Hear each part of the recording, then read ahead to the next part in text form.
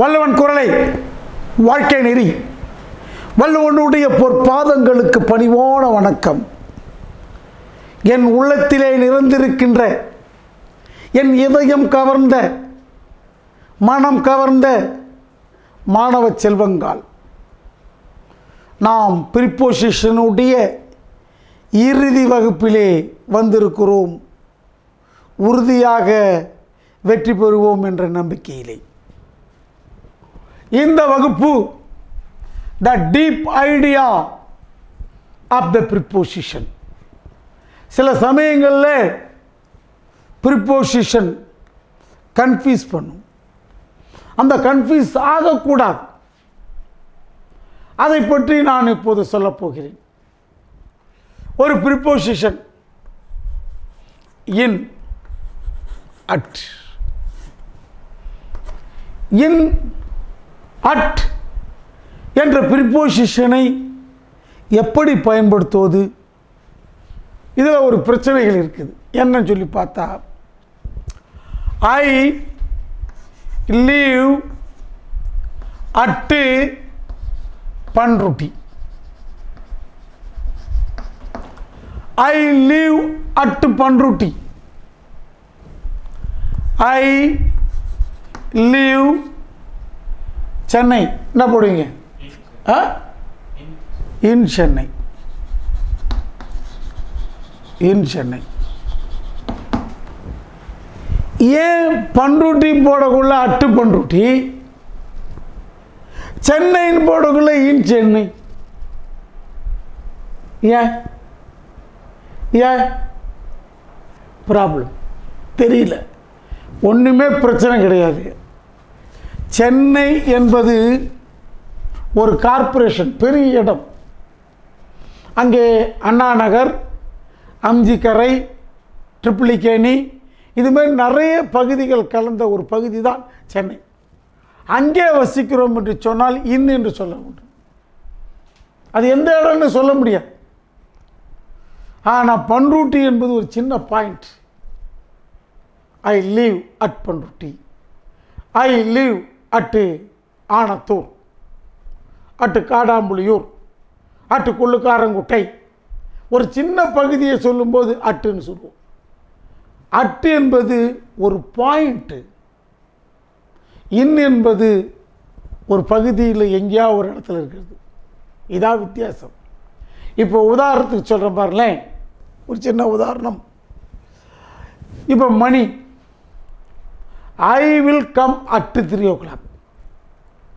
12:03 என்பது ஒரு பாயிண்ட். அப்போ அட்டு 5 o'clock அப்படி சொல்கிறோம்.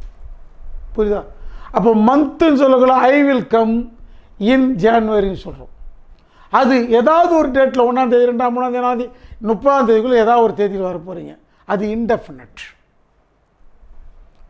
இன்னும் தெளிவாக நான் இதில் விளக்குறேன் உங்களுக்கு, இன்னும் தெளிவாக. இப்போ ஐ am waiting, I am waiting for you, I am waiting for you. நான் உனக்காக காத்து கொண்டிருக்கிறேன். இங்க பாருங்க, at the bus stand, at the bus stand. இப்போ the bus is standing in the bus stand.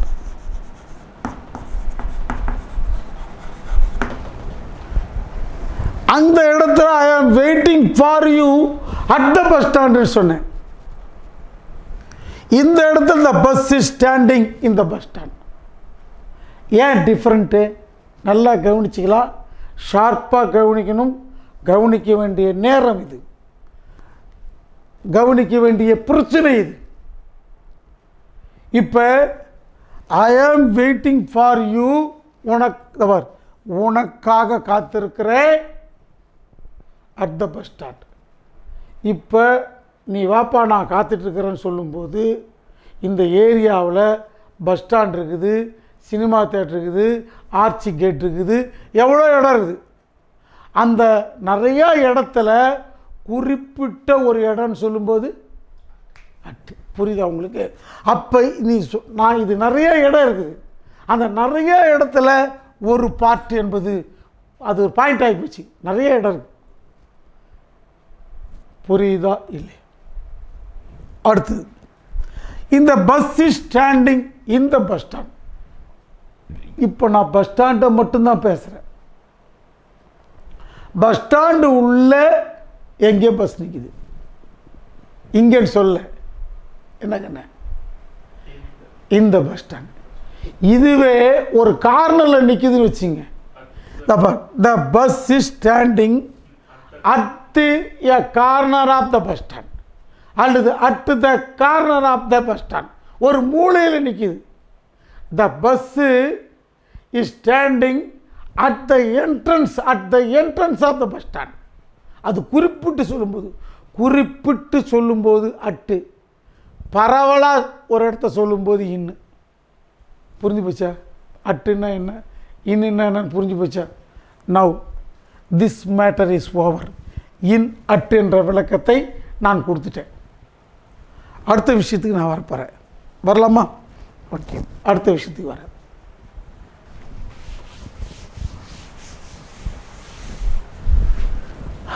அடுத்த ராஜா இன் ஆன்.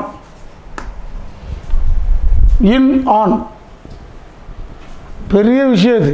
இன் ஆன் என்றது என்ன விஷயம் பார்க்க போகிறோம். இப்போ நாம் இப்போ ஐ ஆம் சிட்டிங்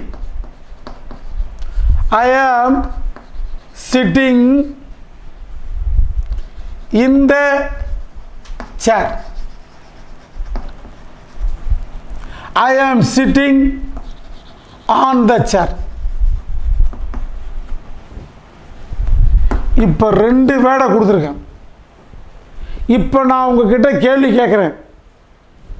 ஐ ஆம் சிட்டிங் இன் த சேர் கரெக்டா, ஆன் த சேர் கரெக்டா? சொல்லுங்க. இந்த சேர் கரெக்டா, ஆன் த சேர் கரெக்டா? இந்த சேர் கரெக்டு. அப்போ ஆன் த சேர் தப்பு, ஆன் த சேர் ரைட்டு, இந்த சேர் கரெக்டு. ரெண்டுமே ரைட்டு. ஆனால் ரெண்டுமே ரைட்டு ஆகாது. ரெண்டுமே ரைட்டு தான். ஆனால் எப்போ நாம் இந்த சேர் சொல்லணும், எப்போ ஆன் த சேர் சொல்லணும் பாருங்கள். ஒரு சேர் இருக்குது. இந்த சேரில் ஒரு கைப்பிடி இருந்துன்னு வச்சிங்க, இப்படி வச்சுக்கிட்டு அது உள்ளே உக்காருவேன். அது என்ன கண்ணு? இந்த சேர். இந்த கைப்பிடியே இல்லை, கைப்பிடியே இல்லை, ஓப்பனாக உட்கார்றேன். அந்த சேர். அப்போ அந்த இடத்தினுடைய இந்த இடத்துமே இந்த சேர்னு சொன்னாலே அந்த சேர் கைப்பிடி இருக்குன்னு நமக்கு தெரிஞ்சிடும். பாருங்கள், ப்ரிப்போசிஷனில் ஐடியா தெரிஞ்சு பாருங்கள். அழகாக இல்லை இந்த ப்ரிப்போசிஷன் மேட்ரு. இப்போ ஷீ இஸ்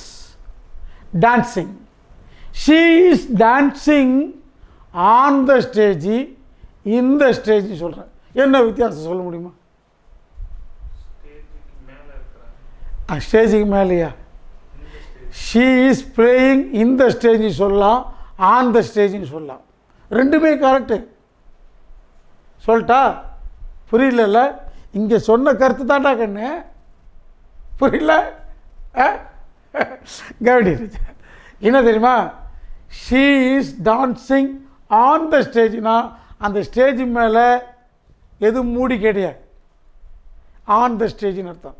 அந்த ஸ்டேஜ் மேலே மூடி இருந்து உள்ள கப்பாக இருந்துச்சுன்னா she is dancing in the stage. புரியுதா? இந்த ஸ்டேஜுக்கும் ஆன் த ஸ்டேஜுக்கும். இப்போ வி ஆர் பிளேயிங் கிரிக்கெட் இந்த கிரவுண்டு, ஆன் த கிரவுண்டு. சொல்லுங்க பார்க்கலாம். இந்த கிரவுண்டு, ஆன் த கிரவுண்டு. என்ன சொல்லுவீங்க?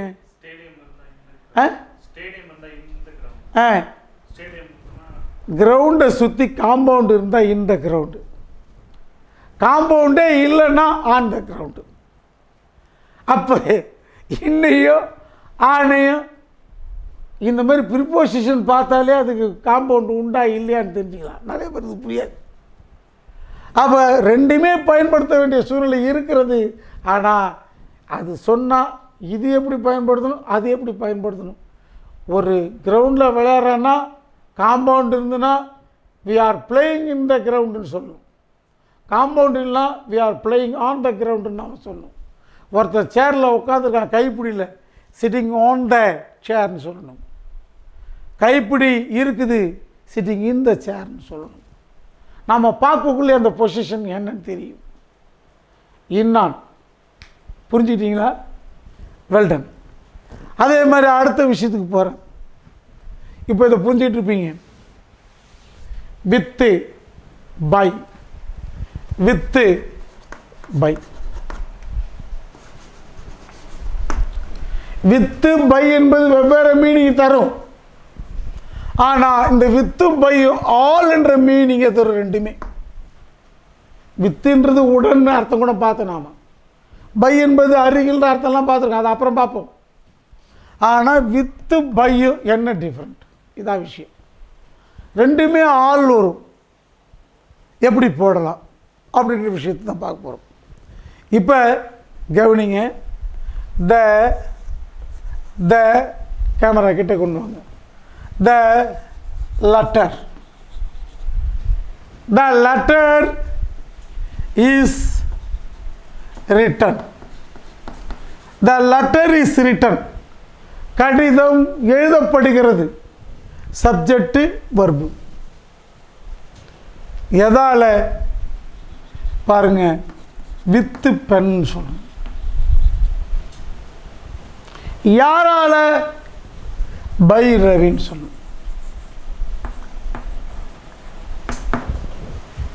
சார், பைனாலும் ஆல் என்ற மீனிங் உண்டு, வித்துனாலும் ஆல் என்ற மீனிங் உண்டு. அப்போ பை பென் சொல்லாமா? சொல்லக்கூடாது. அதே மாதிரி வித்து ரவின்னு சொல்லாமா? வித்து ரவின்னு அர்த்தம் ஆகிடும். ரவி கூட உட்காந்து எழுதுன்னு அர்த்தம் ஆகிடும். இந்த இடத்துல வித்து ரவின்னு போட்டால் ரவியுடன் நான் உட்காந்து எழுதுன்னு அர்த்தம் ஆகிடும். அப்போ உடன்ற மீனிங் தந்துடுவது, வேற மீனிங்க்கு டைவர்ட் ஆகிடும். என்ன, ரொம்ப ஷார்ப்பாக கவனிக்கணும். இது சாதாரண விஷயம் கிடையாது, நல்லா புரிஞ்சுக்கணும். அப்போ இங்கே சொல்கிற விளக்கம் உனக்கு நல்லா தெளிவாக தெரிஞ்சால் நீ பண்ணிக்கலாம். ஓகேவா? இப்போ இந்த செயல் நடக்கிறது, ரிட்டர்ன்ற செயல் நடக்கிறது. அந்த செயல், பென் என்பது ஒரு கருவி, இன்ஸ்ட்ருமெண்ட். ஒரு கருவியாக இருந்தால் வித்து போடணும். நபர் பேனாவால் எழுதுகிற with pen. I stabbed him with knife. கத்தியால் குத்தன வித்து. கத்தி என்பது ஒரு கருவி. கத்தி என்பது கருவி. புரியுதா? கருவி. பர்சன் தான் பை ரவி. ரவியால கடிதம் எழுதப்படுகிறது. பை மீ, என்னால் கடிதம் எழுதப்படுகிறது. பை யூ, உன்னால் எழுதப்படுகிறது. நபராக இருந்து செயல்படுவாரானால் அங்கே பை போடணும். ஞாபகம் வச்சுக்கோ. கருவியாக இருந்தால் வித்து போடணும். புரியுதா?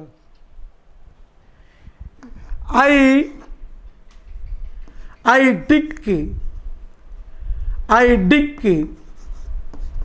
the floor. I dig the floor with crowbar. கடப்பாறையால் நான் நோண்டினேன். இப்போ வித்து என்பது, குரோபார் என்பது ஒரு கருவி.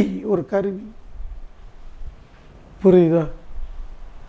அப்போ தெரிஞ்சிங்க, வித்து பை என்பது ஆள் என்ற பொருளில் வருகின்ற பொழுது அங்கே கருவியாக வந்தால் வித்து போடணும், பர்சனாக வந்தால் பை போடணும். இந்த பாயிண்ட்டை புரிஞ்சுனாச்சா?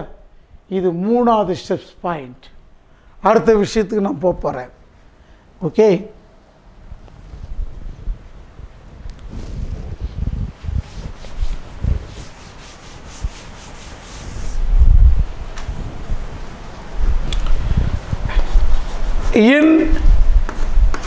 into இப்போ we are in the class. நாங்கள் எங்கே இருக்கிறோம்? கிளாஸில் இருக்கோம். உள்ள என்ற விஷயம் தெரியுது.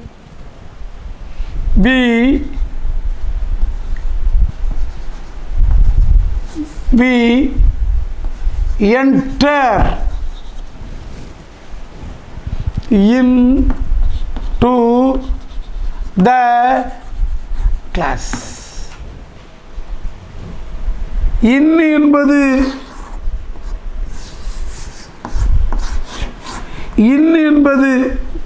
இது என்ட்ரன்ஸ் வச்சுப்போம். இது என்ட்ரன்ஸ். என்பது உள்ள மூவ் பண்ணுறது டு. அப்போ இன்டு உள்ள வெளியிலேருந்து உள்ளே நுழையிறேன்.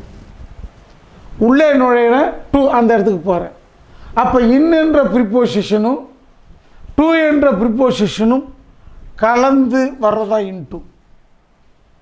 ஐ ஜம்ப்டு இன்டு த வாட்டர். தண்ணி உள்ள நுழையிறேன். I pour the water into the glass. இன்னு எப்படி இன்ட்டு எப்படி அப்படின்றத தெளிவாக புரிஞ்சுக்கணும். அடுத்த விஷயத்துக்கு நான் வரப்போகிறேன். இப்போ பிசைட்ஸ் இது விஷயம் நிறைய பேருக்கு தெரியாது. ரொம்ப தெளிவாக தெரிஞ்சுக்கணும். பிசைட்ஸ் எஸ் கலந்தா ஒரு மீனிங், எஸ் இல்லைன்னா ஒரு meaning. Okay, Ravi is sitting beside me. பக்கத்தில் பி இருத்தல் சைடு பக்கத்தில் இருக்கு. ஓகே, இது பேர்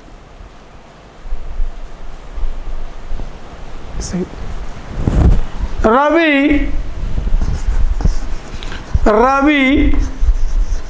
reads.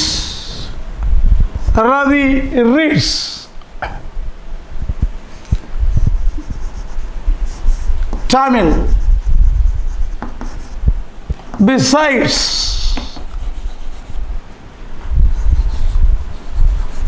English.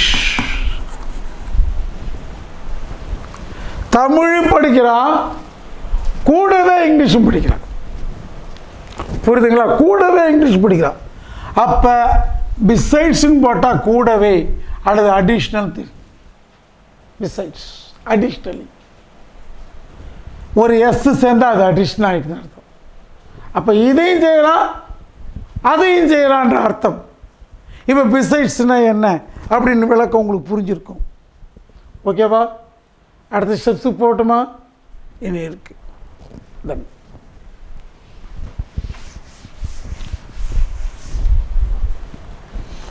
அடுத்த விஷயத்துக்கு நான் வரேன்.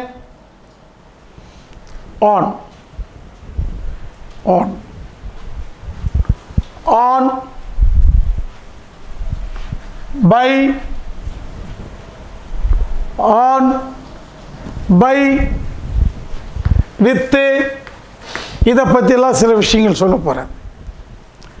நல்லா கவனிங்க. இப்போ ஆன்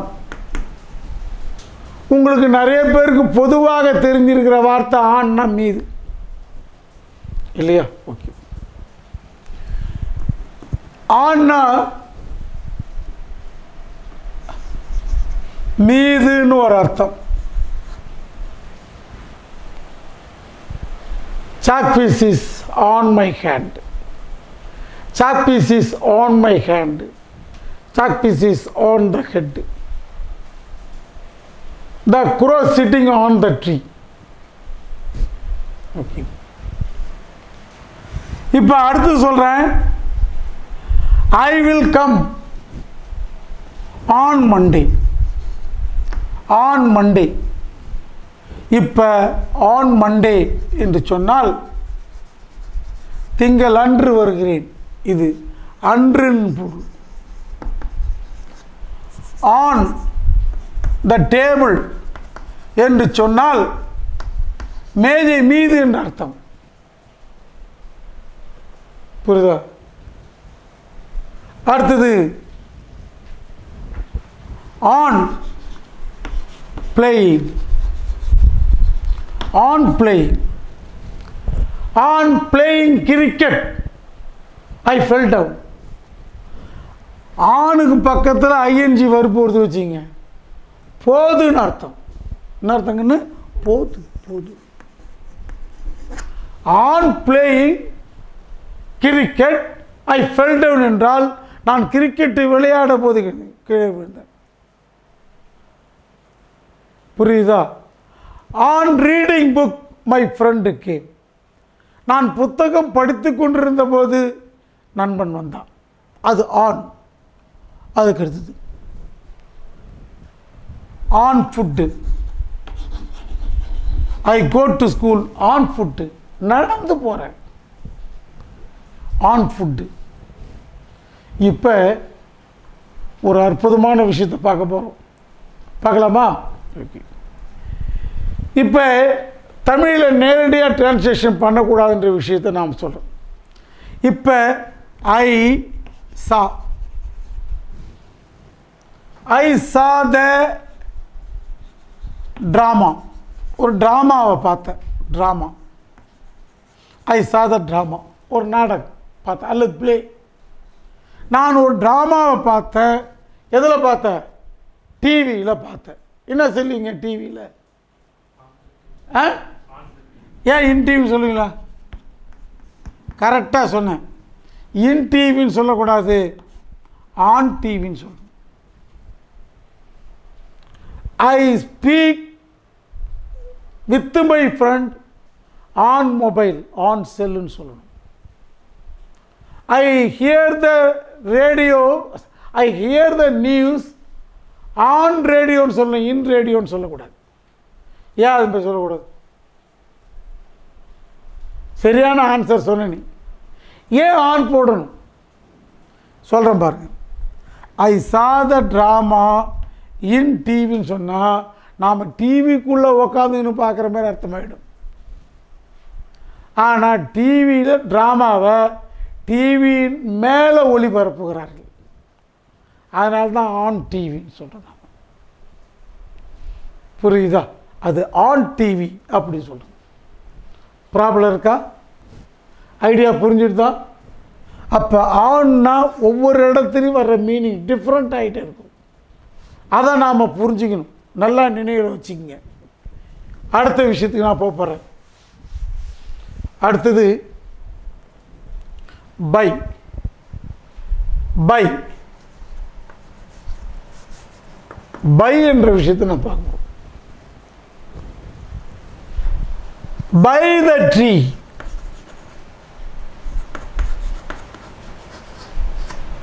பக்கத்தில். பக்கத்தில். ஐ ஆம் ஸ்டாண்டிங் பை த ட்ரீ அப்படின்னா நான் மரத்துக்கு பக்கத்தில் நின்றுட்டு இருந்தேன்னு அர்த்தம். Okay. By. By 6 o'clock. 6 o'clock என்ன அர்த்தம்? மாறி போடும் பைனி. இந்த இடத்துல பைனா பக்கத்தில் உட்காந்துருக்க அர்த்தம். By I will come by 6 o'clockனா 6 o'clock உள்ள 6 o'clock வர்றேன்னு சொன்னால் அட்டு.